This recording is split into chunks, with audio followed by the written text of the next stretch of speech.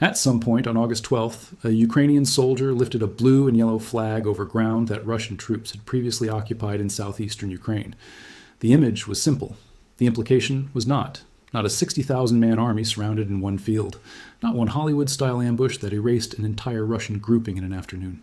The real event was more dangerous for Moscow, a long operational trap in which tens of thousands of Russian troops were fixed, fed, rotated, protected, and repeatedly committed to battles that kept them away from other decisive sectors, while Ukraine attacked the system that made those troops useful in the first place. By August 2026, Kiev was claiming 745 square kilometers retaken across a 60-kilometer stretch of the southeastern front, with independent trackers broadly confirming a substantial part of those gains. That is the story behind the headline about 60,000 men walking into a trap. The number is real as a reported force commitment. The idea of a single catastrophic ambush is not confirmed. What happened instead was an ambush measured in months, road networks, drone corridors, reserve commitments, and lost opportunities. And I'm going to walk you through exactly how that trap worked, why the ability to pin Russian reserves became the real center of gravity, and why the consequences are still showing up on the battlefield in 2026. Stay with me for all of it. On this channel, I approach battlefield claims the way an open-source military analyst should. Separate what is independently observed from what one side claims, and separate both of those from interpretation. Ukraine and Russia routinely publish casualty figures, territorial claims, and operational narratives that cannot be independently verified in real time.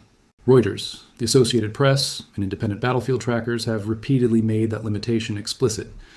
So when I tell you that Ukrainian commanders said they prevented as many as 60,000 battle-hardened Russian troops from moving to other sectors, that is a reported Ukrainian assessment, not a magically precise headcount. When I describe the broader effect as a trap, that is analysis of force employment, not a claim that 60,000 soldiers were physically encircled. No hype, no speculation dressed up as fact. Let's get into it. To understand why pinning 60,000 troops can matter almost as much as destroying them, you have to understand what a reserve actually is. A reserve is not simply a pile of soldiers waiting behind the front. It is time. It is choice. It is the commander's ability to look at a 1,000-kilometer war, identify the point where the enemy is weakening, and suddenly place fresh combat power there before the enemy can react. If a reserve is tied down defending a border, protecting supply routes, screening an exposed flank, or repeatedly counterattacking the same contested villages, then those soldiers may still exist on paper, but their strategic value has changed. That distinction is everything. A Russian airborne brigade fighting in Sumy cannot simultaneously reinforce Donetsk. A marine formation protecting the approaches to Kursk cannot also be used to widen a breakthrough near the fortress cities of the Donbass. Artillery ammunition moving toward the northern border is ammunition not moving somewhere else. Air defense systems covering staging areas near Kursk are systems unavailable to cover another logistics hub. Engineering units building field defenses in one theater cannot dig positions in another. The causal chain is brutal in its simplicity. A commander's offensive plan depends on concentration. Concentration depends on available reserves. Available reserves depend on freedom to move. And if the enemy forces those reserves to remain committed somewhere strategically inconvenient, the plan begins to degrade before the main attack even starts. This is why the phrase 60,000 men can be misleading if you picture one giant mass of infantry. Modern armies do not move like Napoleonic columns. The real footprint is distributed. Some troops are on the line. Some are in second echelon positions. Some are operating drones, artillery, air defense, logistics, electronic warfare, engineering, medical support, command posts, repair facilities, and transport. Some are rotating out while others rotate in. The force is a network, and a network can be trapped without every node being surrounded. Here's the piece almost nobody is explaining correctly.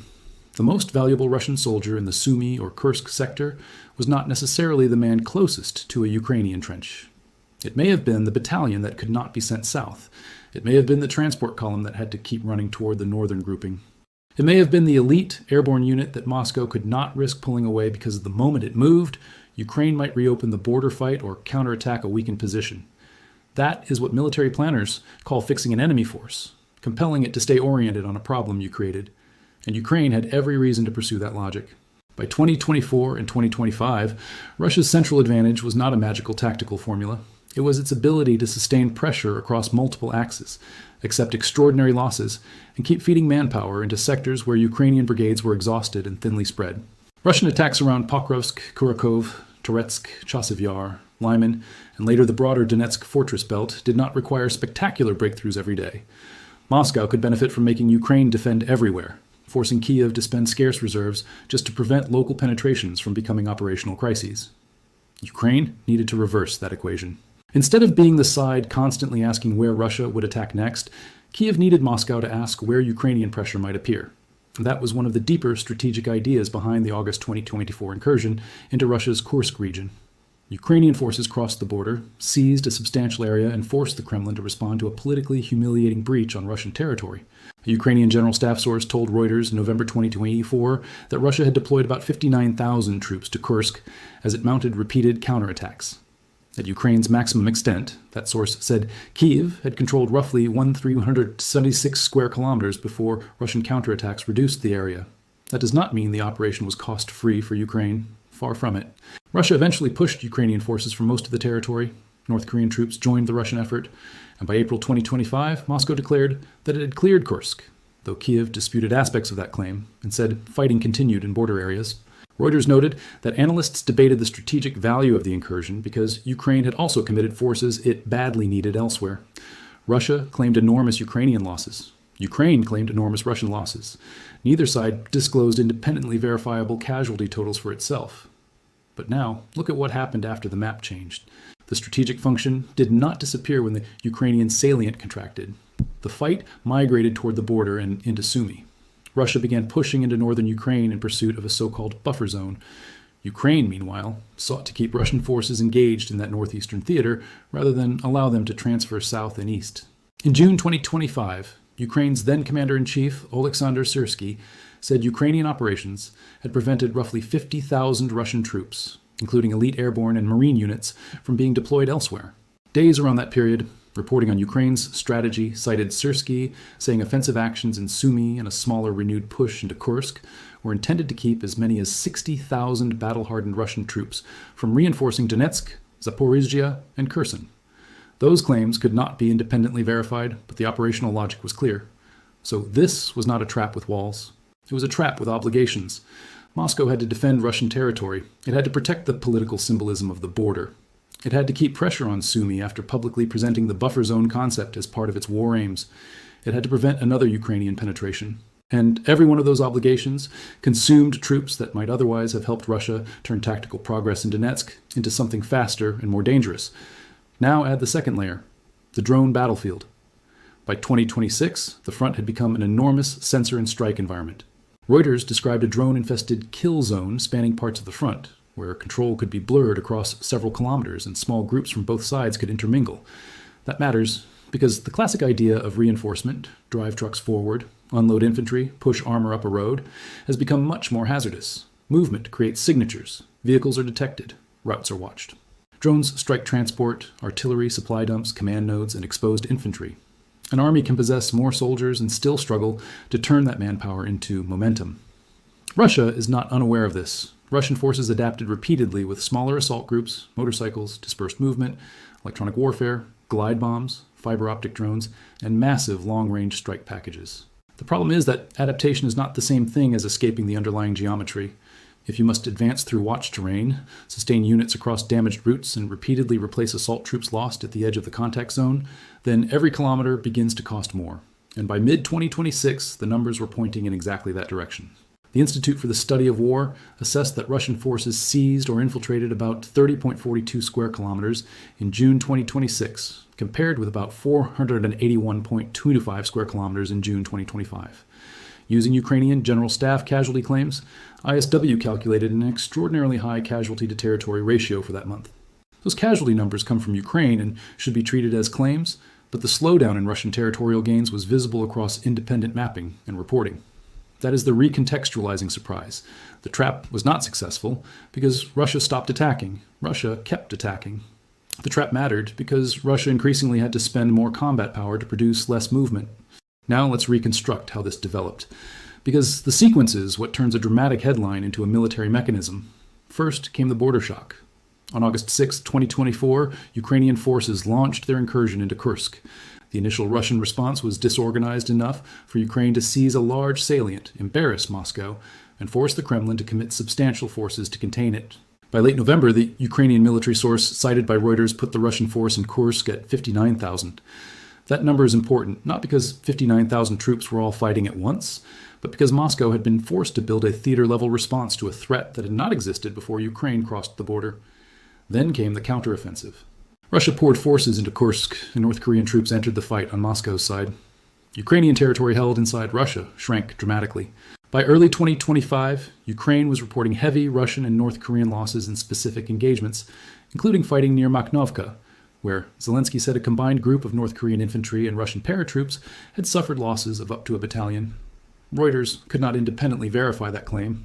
The tactical picture was savage and uncertain, but one strategic fact was not. Russia was still spending elite manpower and attention to eliminate the incursion. By April 2025, Moscow announced that Kursk had been cleared. If the story ended there, you could call the Ukrainian operation a costly gamble that had expired. But the next phase is why the word trap remains analytically useful. The fight shifted south across the border. Russia pushed into Sumy. Ukraine strengthened defenses and counterattacked. Ukrainian troops were not trying merely to hold a line on a map. According to Syrskyi, they were trying to prevent Russia's best troops from becoming a mobile reserve for the rest of the war. AP reported that Ukraine intensified attacks in Sumy in April 2025 and even conducted a smaller operation back into Kursk, specifically to prevent up to 60,000 battle-hardened Russian troops from redeploying to Donetsk, Zaporizhzhia, and Kherson. And critically, this is where the three tracks of the operation begin to overlap. Track 1 was physical fixation. Keep Russian formations fighting, defending, rotating, and supplying the northern grouping. Track 2 was attrition. Use drones, artillery mines, reconnaissance, and counterattacks to make every Russian attempt to expand the buffer zone expensive. Track 3 was opportunity denial. Every Russian formation that remained committed in the north was a formation unavailable to create or exploit a breakthrough in Donetsk or the south. That third track is the least cinematic and possibly the most important. Imagine Moscow has a choice between three doors. Behind the first is a chance to press the fortress belt in Donetsk. Behind the second is an opportunity to reinforce pressure in Zaporizhzhia. Behind the third is the requirement to secure Kursk and maintain a buffer in Sumy. Ukraine's goal was not necessarily to slam all three doors shut. It was to force Russia to keep holding the third door open with both hands. By late June 2025, Syrskyi said the Russian advance in Sumy had been halted and the front stabilized. He said this had prevented about 50,000 Russian troops, including airborne and marine units, from being sent elsewhere. AP stressed that the claim was not independently verifiable. It also reported an uncomfortable truth that belongs in any serious analysis. Ukrainian commanders involved in these efforts criticized parts of the strategy and said it caused unnecessary loss of life. So the operation had a cost on both sides. Then 2026 changed the scale of the story. Russia entered the year still pressing for the remaining parts of Donetsk and trying to force the battlefield toward the cities of the Ukrainian fortress belt. In March, Russian attacks intensified, including hundreds of assaults over several days, and Moscow publicly said its offensive was underway in multiple directions. But Ukrainian forces had improved the integration of drones, long-range strikes, and local counterattacks. Reuters reported in March that Ukrainian battlefield advances the previous month had, according to Kyiv, exceeded Russian gains for the first time since 2024. And while analysts said Russian armored pushes were being blunted by drone dominance. Then came May. Russian assaults increased, but territorial gains nearly stalled. Deep State told Reuters that Russia gained just 14 square kilometers in May, despite a 37.5% increase in assaults, while its mapping suggested Ukraine may have retaken more ground than Russia captured that month. Reuters separately described Moscow as increasingly leaning on massive air attacks, while its ground campaign struggled to maintain momentum. Russia disputed any idea that its offensive was failing and continued to claim advances. June sharpened the picture. ISW assessed Russian gains or infiltrations at only 30.42 square kilometers for the month, a fraction of June 2025. Russian troops were still making tactical gains in some sectors, particularly around parts of Donetsk, but the overall trend was no longer one of accelerating territorial momentum. It was one of increasingly costly pressure. And then came Ukraine's counterstroke in the southeast. By August 12, 2026, Zelensky said Ukrainian forces had recaptured 745 square kilometers and 26 settlements across a roughly 60-kilometer section where Dnipropetrovsk, Donetsk, and Zaporizhzhia meet. Deep State independently assessed that Ukraine had restored control over 19 settlements and pushed Russian troops back in 6 more, with its list broadly similar to Kyiv's. Reuters could not independently verify all battlefield footage or every official claim, and Russia has issued its own competing claims of territorial gains. But the existence of a meaningful Ukrainian counteroffensive and a broader slowdown in Russian advances is supported across multiple sources. This is where the title's ambush becomes something more interesting than a thumbnail phrase. Ukraine did not need 60,000 Russian troops to stand in a single kill box. It needed Russia to keep committing formations into a system where movement was exposed, logistics were vulnerable, reserves were constrained, and Ukrainian units could choose moments to counterattack weak seams. The ambush was the system. If this breakdown is giving you the operational picture, you cannot get from a 30-second clip of a burning vehicle or a colored arrow on a map. Do one thing right now, hit subscribe and ring the notification bell. This war is changing at the level of drones, logistics, reserves, and industrial capacity almost every week. And those changes usually matter long before they become obvious in the headlines. Now let's zoom out to what this means. Because the first consequence is local and immediate. Russia's northern commitment limits flexibility. That does not mean every soldier in Sumy is trapped forever. Units can and do rotate. Formations can be transferred. But large-scale redeployment is not frictionless. If Moscow thins one sector, Ukraine can probe it. If it pulls air defense systems, logistics become more exposed. If it reduces assault pressure, Kiev may gain time to fortify. If it withdraws elite units too quickly, the remaining troops may be unable to preserve the same operational tempo. The second consequence is national. A slower Russian advance changes Ukraine's reserve problem. Kiev remains badly constrained by manpower. Its brigades are uneven, recruitment is politically difficult, and Russian long-range strikes continue to inflict severe damage. But there is a major difference between reinforcing a front that is collapsing and reinforcing one that is moving by meters. Time becomes a weapon. A week can allow a brigade to rotate, a month can allow new drone units to be integrated, a season can allow fortifications to mature and ammunition flows to change. This is not victory, it is oxygen. The third consequence is regional. Moscow's war plan has long relied on the idea that Russian pressure will eventually convince Ukraine's partners that the battlefield trend is irreversible. If Russia can show a continuous advance, even a slow one, it can argue that every month of delay leaves Kiev in a worse position. But if the map begins to flatten, if Ukrainian counterattacks regain selected territory, and if Russian forces require ever greater expenditure for smaller gains, that political narrative becomes harder to sustain. That is why the 2026 counterattacks matter beyond the villages themselves. A settlement with a pre-war population of a few hundred may look strategically trivial on a global map. But if taking it forces the enemy to reveal reserves, reroute logistics, expose artillery, or abandon a prepared line, the value is not the village. The value is what the battle does to the enemy system. The same principle cuts both ways. Russia continues to press toward key cities in Donetsk, and as of August 2026, Reuters notes that Russian troops are still closing on strategically important areas even though advances have slowed. Moscow also claims that its own summer campaign captured 19 settlements in southeastern Ukraine. Those claims were not independently verified by Reuters. So anyone telling you Russia has simply collapsed is selling you the opposite distortion. Russia remains capable of offensive action, deep strikes, adaptation, and enormous violence. But capability is not the same as freedom of action. That difference is the fourth consequence, and it reaches into Russia itself. Moscow's attritional model depends on replenishment. Financial Times reporting in August 2026 described growing pressure on Russian military recruitment, with Western estimates cited by the paper putting Russian losses at more than 30,000 men per month, and recruiters increasingly struggling to find enough willing contract soldiers without another mass mobilization. The Kremlin has resisted repeating the politically disruptive 2022 mobilization, instead leaning on bonuses, regional quotas, and increasingly coercive recruitment practices. Now connect that to the battlefield. If Russia can replace losses and create a surplus of trained manpower, it can regenerate reserves. If recruitment merely replaces casualties, the army may maintain its size while losing the ability to accumulate a powerful fresh echelon for a decisive offensive. That is why a force can look enormous and still feel strategically tight. Hundreds of thousands of personnel across a theater do not automatically translate into a reserve that can be massed at the time and place of the commander's choosing. Here's the piece almost nobody's explaining. Attrition is not just about how many soldiers are lost.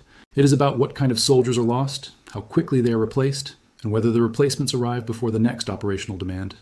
Lose a trained assault leader, a drone operator, an engineer, a medic, a vehicle mechanic, or an experienced junior officer, and the replacement problem is not solved by giving a new recruit a rifle. The unit's nominal headcount may recover while its effectiveness continues to degrade. And this brings us back to the northern grouping. If a substantial number of Russia's more capable airborne, marine, or battle-hardened units must remain oriented towards Sumy and Kursk, then Moscow faces a dilemma. Keep them there and sacrifice flexibility elsewhere. Move them and accept risk in the north. Reinforce both and consume more manpower. There is no free option. That is what a strategic trap looks like. Not no way out, no cheap way out. The fifth consequence is technological. Ukraine's ability to create these dilemmas depends on an expanding strike web rather than conventional mass. Reuters reported that Ukrainian units were increasing their ability to strike logistics at distances of 50 kilometers or more, targeting not only ammunition, but food, fuel, transport, and other sustainment nodes. Ukraine also intensified long-range attacks on Russian oil infrastructure and military-industrial targets. The logic is straightforward. If you cannot match the opponent vehicle or soldier for soldier, attack the connective tissue that allows those advantages to reach the front. That is the same logistics-first principle we keep coming back to in these battlefield breakdowns. Armies are not collections of weapons. They are delivery systems for combat power. Break the delivery system, and the weapons become late, scarce, exposed, or irrelevant. The sixth consequence is strategic communication. Moscow can tolerate a slow advance if it can still present the war as moving inevitably in Russia's favor. Kyiv can tolerate a difficult defense if it can prove the opposite, that Russian gains are reversible, that offensive momentum can be interrupted, and that Russian manpower is not infinite. This is why both sides fight so hard over small map changes and why their public statements often sound completely incompatible. They're not just describing the battlefield. They're trying to shape the political meaning of the battlefield. By summer 2026, those narratives were colliding directly. Ukraine said its counteroffensive had retaken hundreds of square kilometers. Russia said its summer forces had captured new settlements. Reuters noted both sets of claims and the wider fact that Russian advances had slowed. That is the sober center of the picture. No total collapse, no effortless Ukrainian breakthrough, but a measurable shift from the period when Russian forces seemed able to grind forward with fewer interruptions. The seventh consequence reaches beyond the land war. When ground momentum slows, Russia has incentives to increase pressure through other instruments. In 2026, Moscow intensified missile and drone attacks on Ukrainian cities and infrastructure even as its territorial gains slowed. Reuters reported that Russia fired more than 450 missiles at Ukraine in July, more than half of them ballistic, according to a Ukrainian Air Force spokesperson, while Kyiv pleaded for more Patriot interceptors. The battlefield trap, therefore, does not make the war safer. It can shift violence into the air campaign. That is a critical point. Preventing an armored or infantry breakthrough does not end Russia's ability to coerce Ukraine. Long-range missiles, drones, glide bombs, attacks on energy infrastructure, and Black Sea pressure can all be used to impose costs, even when the land front moves slowly. In other words, a stalled ground offensive may change the form of escalation rather than eliminate escalation. And the eighth consequence is diplomatic. Russia has repeatedly demanded Ukrainian territorial concessions, including land Moscow does not currently control. Ukraine has refused. If Russia's battlefield advance looks unstoppable, Moscow has less incentive to compromise because time appears to work in its favor. If the advance slows and the cost per kilometer rises, that calculation can change at the margin, even if it does not immediately produce a peace deal. Reuters reported in June that analysts saw the slower advance as a potential weakening of the Kremlin's leverage in future talks. That does not mean Putin suddenly faces defeat because one sector stalled. It means the strategic equation becomes less comfortable. Russia must spend more to preserve the same pressure, recruit more to replace losses, strike deeper to compensate for slow ground progress, and defend more territory and infrastructure against Ukrainian attacks.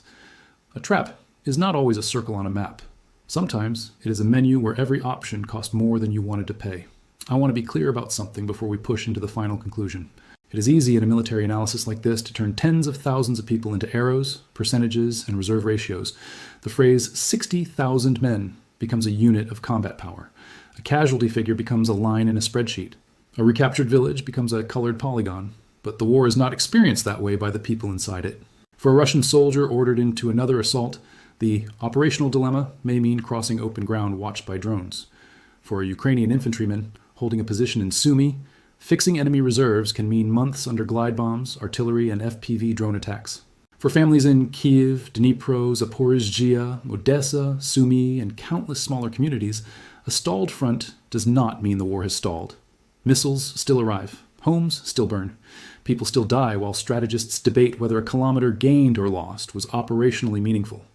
And there is uncertainty everywhere. Ukrainian casualty claims about Russia are difficult to verify.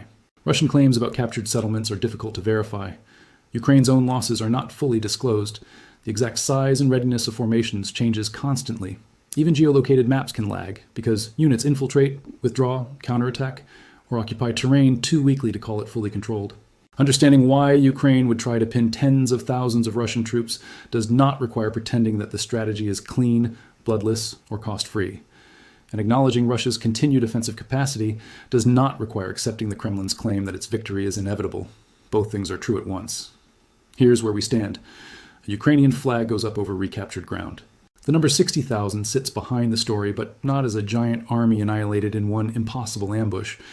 It represents the scale of Russian combat power that Ukrainian commanders said they were trying to keep fixed in the Kursk-Sumy theater, battle-hardened troops, including elite formations, and that Moscow could not freely use somewhere else. The first phase was the shock of Kursk in August 2024. Ukraine crossed the border and forced Russia to build a massive response.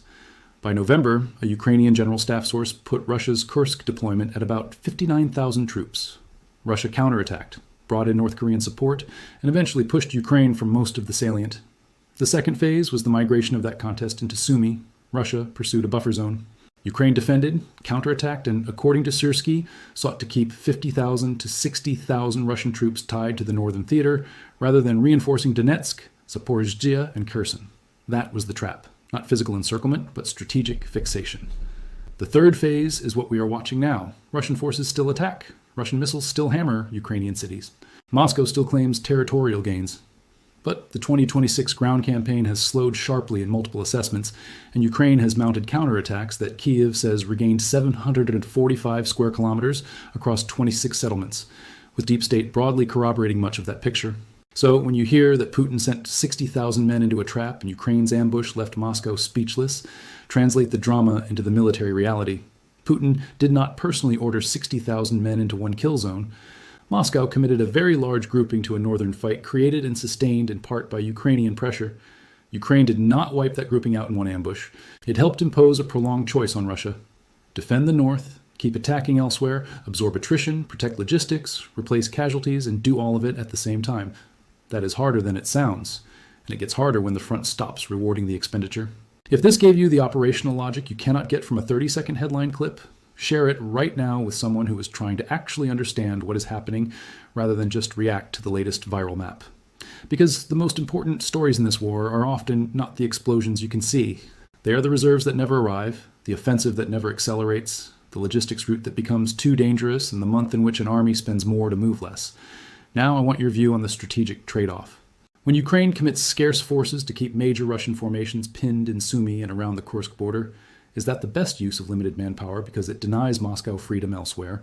Or does the human and operational cost risk becoming too high compared with reinforcing the Donbass directly? Drop your take below. I read every comment, and it like if this analysis delivered real value.